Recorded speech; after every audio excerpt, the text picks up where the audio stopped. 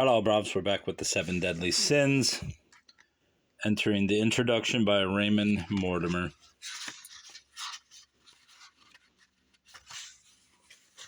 Introduction by Raymond Mortimer. Pride, covetousness, gluttony, lust, sloth, envy, anger. Those are the sins considered deadly by St. Thomas Aquinas and by Western churchmen ever since. As they are sins, not crimes, we have to seek light on them from the only experts upon the matter, the theologians. In any case, the selection seems curious, and to explain it, we must go back into ecclesiastical history. The earliest enumeration contained 8 sins. In the early 5th century, Cassian, for instance, who introduced to the West the rules of Eastern monasticism, included vainglory as well as pride, dejection as well as sloth, or acedia, and did not mention envy. His treatise dealt with the sins as the chief obstacles to perfection in monks. They were soon reduced to 7, a number that had long enjoyed particular prestige.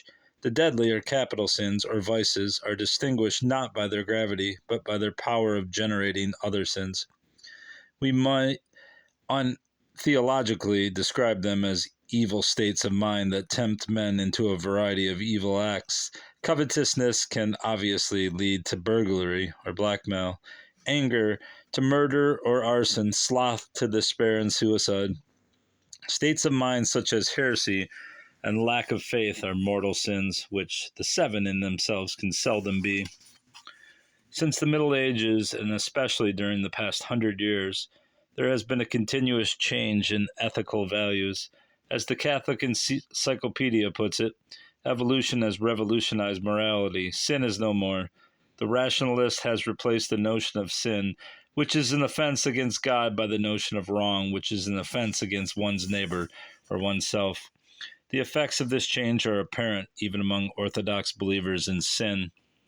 Slave owning, for instance, although not in itself a sin, would certainly be discouraged by moral theologians, and cruelty to animals, again, not sinful, is thought wrong by Christians, at any rate in northern countries.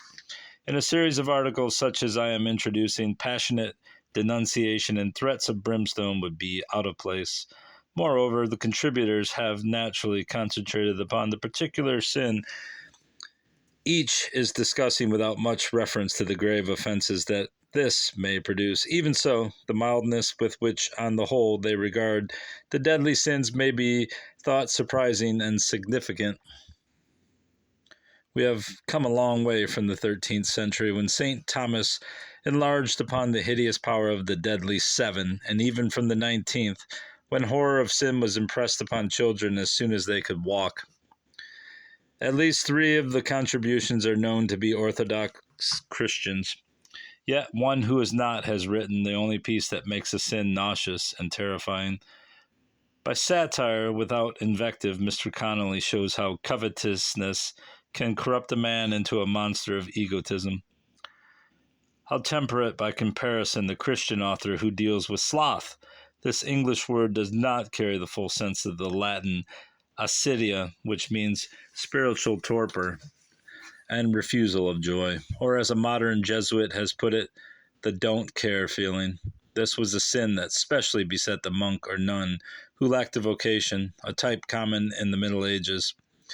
Mr. Evelyn Waugh finds a modern parallel in the browned-off soldier, but the allied sin of pagretia, which he translates as plain slackness, has become, he points out, far more usual, and now endangers our civilization as well as our morality.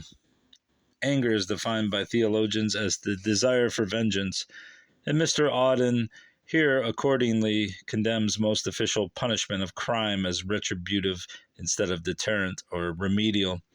In this country, he also observes, the middle classes are trained to display their anger, not in physical aggression, but in verbal malice. Theologians would presumably agree that uncharitable talk is a sin that often besets even those who can resist the grosser temptations. Mr. Angus Wilson presents envy as an affliction rather than a sin, and invites our pity for those who suffer from it, notably writers who, in his opinion, not in mine, are prone to it as an occupational malady. Pardon. The educational ladder, now so strangely denounced as a rat race, has multiplied. He believes the incidence of envy, anti-Americanism exhibits upon a national scale this most unenjoyable of sins. Gluttony could doubtless become obsessive in a monk confined to a meager and most unappetizing diet, but even so, I should have thought it would expend itself in daydreams rather than generate other sins. Perhaps it maintains its place among the deadly seven because it covers excessive indulgence in drink as well as in food, and drunkenness may unleash a variety of vices.